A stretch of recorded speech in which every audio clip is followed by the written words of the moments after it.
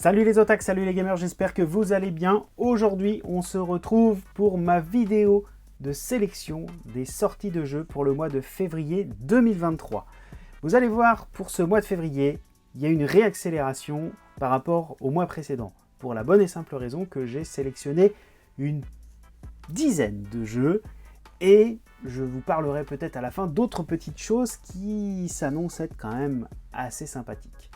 Alors, on va commencer avec un jeu qui a fait couler beaucoup d'encre, des reports, beaucoup de hype autour de ce jeu-là. C'est Hogwarts Legacy, l'héritage de Poudlard, qui sort sur tous les supports sans exception.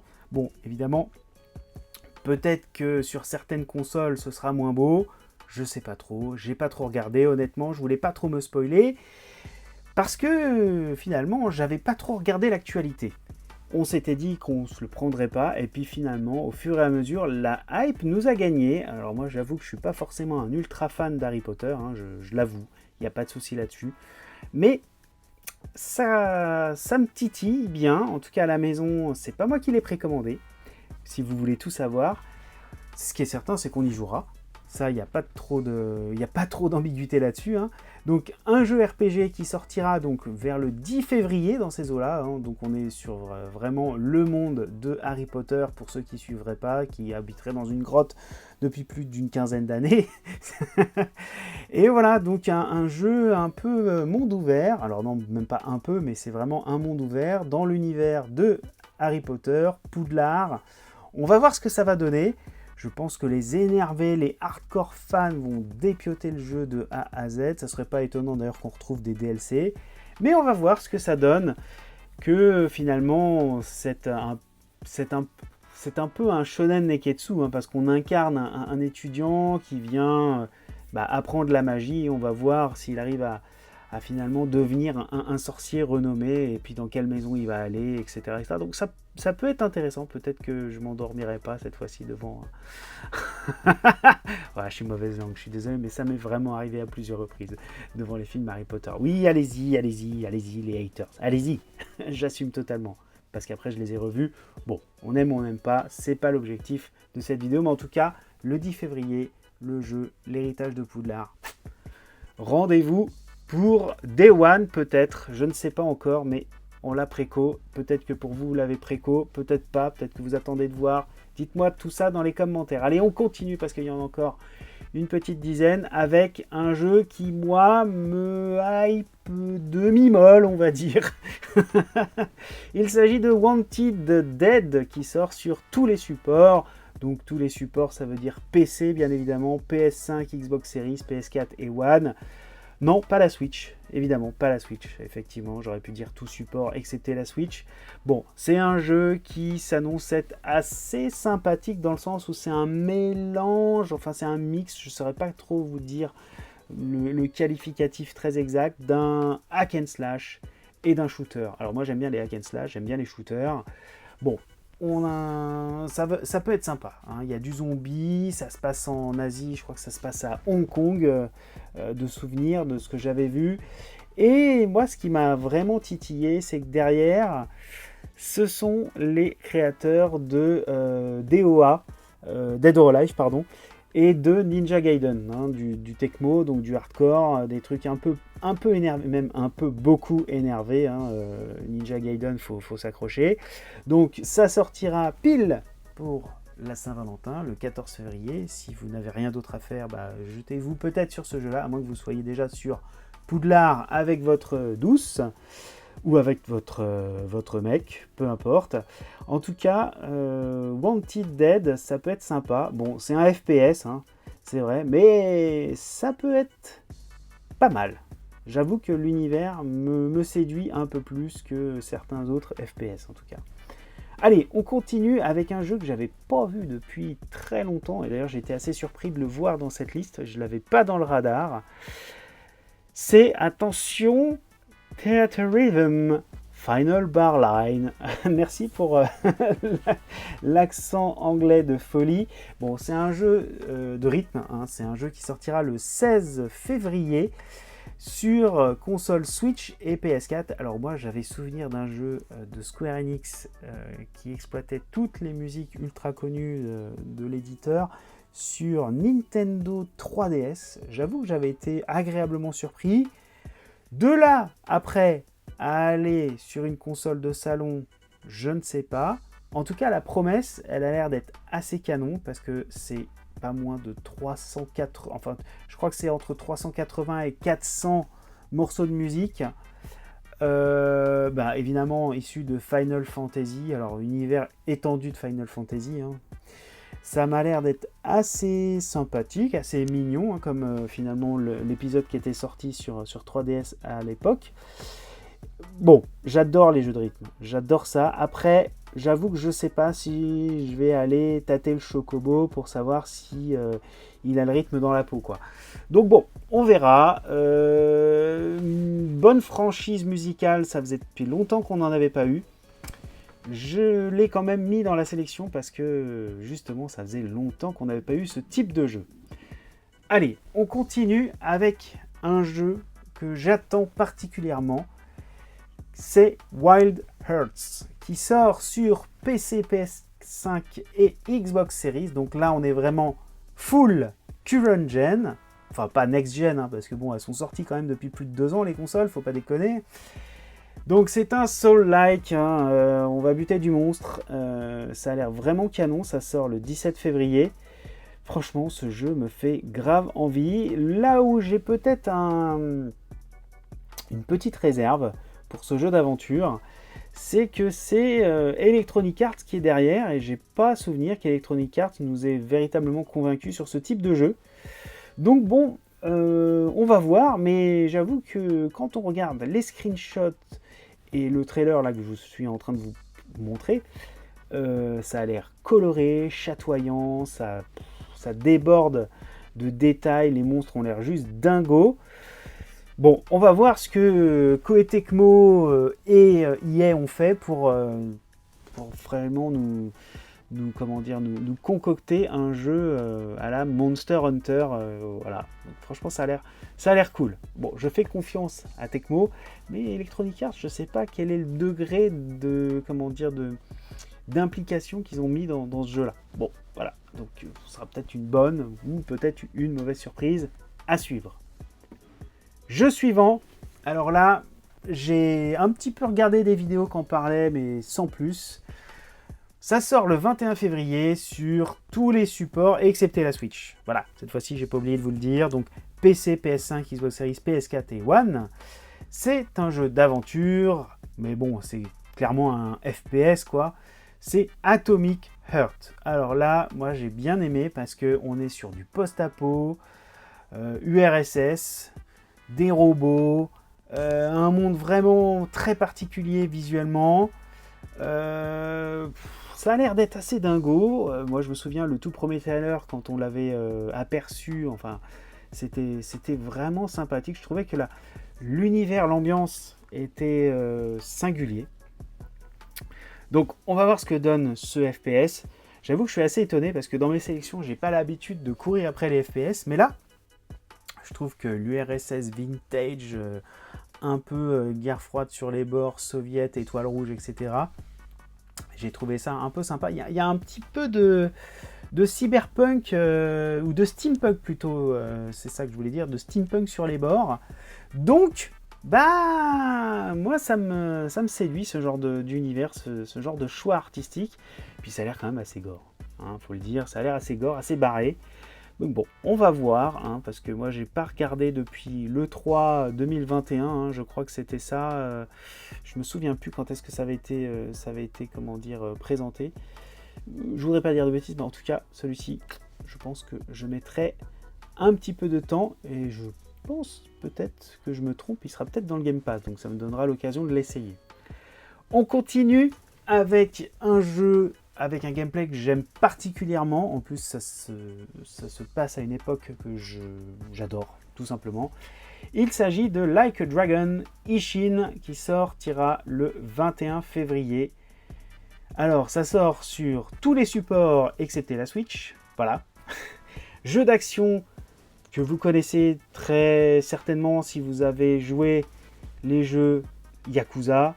Ça ressemble beaucoup. C'est vraiment dans le même univers, plus ou moins. Je crois d'ailleurs que c'est la même team hein, qu'il y a derrière, puisque c'est un peu un remake, ou non, je pense que c'est plutôt un spin-off, et c'est un peu le Yakuza à l'ère des samouraïs. Voilà, donc ça a l'air plutôt sympa. Ça se passe, oui c'est ça, c'est à Kyoto, on n'est plus à Osaka, c'est en 1850 ou 60, je me souviens plus très bien, et c'est du samouraï justicier pardon, qui va essayer de changer un peu le cours des choses. Donc ça me rappelle un petit peu Musashi ou Kenshin le Vagabond dans ce pitch là. Bon, ça a l'air assez cool, ça change en tout cas par rapport aux Yakuza qui sont des jeux qui se passent à l'ère contemporain. J'aime bien cette époque-là du Japon, j'aime bien les jeux historiques. Alors évidemment c'est pas un jeu historique, mais j'aime bien ceux qui exploitent, on va dire, les différentes époques du Japon, époque féodale, Nobunaga, enfin bon, peu importe. J'aime bien ça, donc c'est pour ça que je l'ai mis dans cette sélection. J'espère ne pas être déçu. Celui-ci, je ne l'achèterai pas forcément Day One, mais j'ai aimant cette saga de Sega, haha, jeu de mots, eh bien, je pense que je me laisserai séduire, j'attendrai pas trop de temps quand même, parce que ça me fait envie. Allez, on continue avec un autre jeu, on avance un petit peu dans le timing, parce que bon, c'est vrai que le mois de février est un mois court, mais il y a quand même beaucoup de choses, mine de rien. Il s'agit du deuxième épisode de Octopath Traveler. Alors, c'est pas le deuxième épisode, c'est plutôt le deuxième opus, la suite Octopath Traveler numéro 2, qui sortira sur PC, PS5, Switch et PS4 le 24 février. Donc, on a une suite qui, je crois, est concomitante par rapport aux événements du premier épisode qui était sorti, je crois que c'était en 2018, hein, oui, c'était ça. Donc, on va voir ce que donne finalement ce nouveau jeu RPG. Alors, peut-être que je le prendrai tout de suite ou pas, je ne sais pas. Laissez-moi me dire, vous, dans vos commentaires, si vous allez continuer. J'aurais aimé avoir finalement une petite récompense en tant que joueur pour avoir fait le premier. Ça aurait été bien que ce jeu-là te dise « Ah tiens, on a vu que tu avais la sauvegarde du premier, bah pour le 2, comme c'est une suite théoriquement, je sais pas, peut-être que c'est pas si rapproché en matière de scénario, peu importe. Mais j'aurais aimé en fait qu'on ait ce genre de choses. Il y a des jeux qui ont eu ça par le passé, même des démos quand on a fait la démo. Bon bref, je m'égare. Passons, en tout cas, Octopath Traveler numéro 2, le 24 février. Et on termine avec un jeu qui, moi, me paraît être un incontournable parce qu'il a une direction vraiment artistique à part. C'est d'ailleurs, je pense qu'il mise tout là-dessus. Je ne sais pas ce que donne véritablement le gameplay. Ça sort au mois de février. Alors, je pense que ça va sortir fin février parce que vu les gros blockbusters que je vous ai cités précédemment, il y a d'autres trucs là qui se profilent. Ça va être compliqué pour eux. Mais il s'agit de Blanc. Voilà, Blanc. Qui sort sur PC et Switch. Dommage que ça passe pas partie non plus de la PlayStation ou de la Xbox. Dommage. Parce que un jeu en noir et blanc avec des dégradés de gris, ça aurait été sympa d'avoir ça en 4K sur des écrans OLED de folie. Ça aurait été d'une netteté, mais alors à tomber par terre.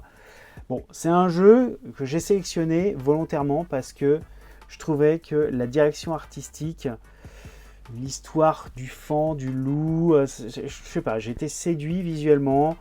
Je pense que il faut soutenir ce genre d'initiative artistique en tout cas. J'ai trouvé ça vraiment mignon, vraiment rafraîchissant pour ce jeu d'aventure. Donc on va voir ce que ça donne. J'espère qu'on ne sera pas trop déçus. En tout cas, moi je trouve ça canon. Ça me rappelle beaucoup les mangas que je lis par ailleurs. Pour certaines séquences que j'ai pu observer lors des différents visionnages des trailers. En tout cas, je trouve ça assez cool. Voilà. Donc, on a fait le tour pour les jeux vidéo. Mais évidemment, au mois de février, il y a aussi d'autres sorties dans le monde du jeu vidéo. Si je ne m'abuse, il devrait y avoir la nouvelle manette. La manette, ouais, j'appelle ça une manette. Le gamepad, si vous préférez, le contrôleur de PlayStation avec sa DualShock Edge Alors, on va voir ce que ça va donner cette histoire. J'ai eu l'occasion de l'avoir entre les mains. Oui, oui, j'ai eu cette chance. Bon, pas très longtemps, il est vrai, je suis passé chez quelqu'un qui l'avait. Et ma foi, c'est une bonne surprise. Mais le prix, voilà, le prix. Comme je disais à un ami, ça commence à faire cher d'avoir l'expérience PlayStation de A à Z. Je vous laisse faire le compte entre la console, l'abonnement, le contrôleur et je vais vous rajouter aussi la cerise sur le gâteau, le PSVR 2. Ah oui. Donc quand vous faites l'addition de tout ça, ça commence à cogner sévère. Mais bon, comme on dit, hein, le jeu vidéo devient de plus en plus un hobby de luxe, qu'on le veuille ou non. En tout cas, il y a deux beaux périphériques,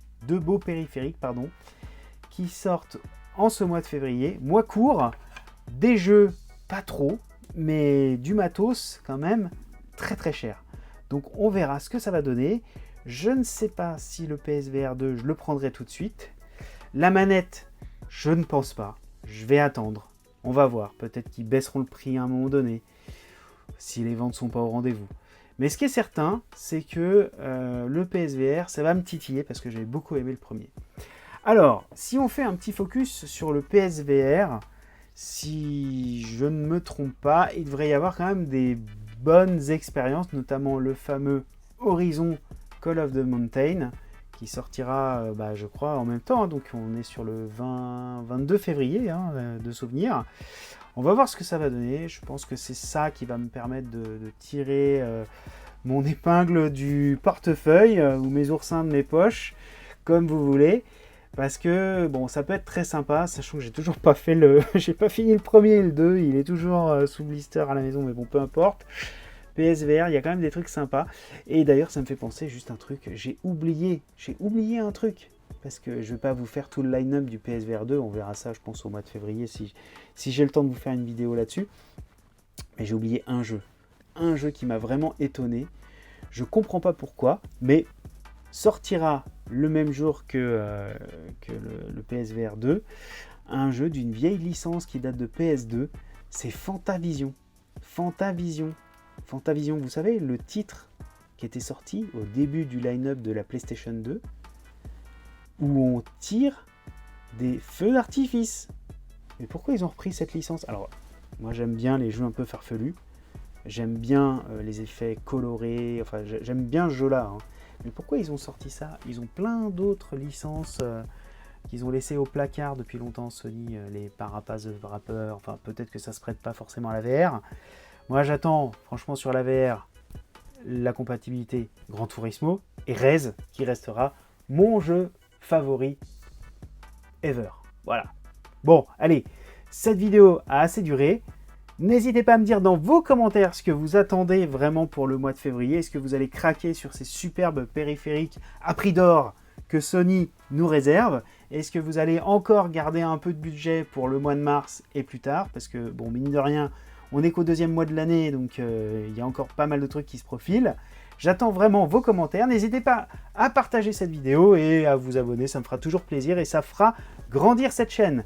Allez, moi je vous dis à très bientôt pour une prochaine vidéo. Ciao tout le monde, bye bye!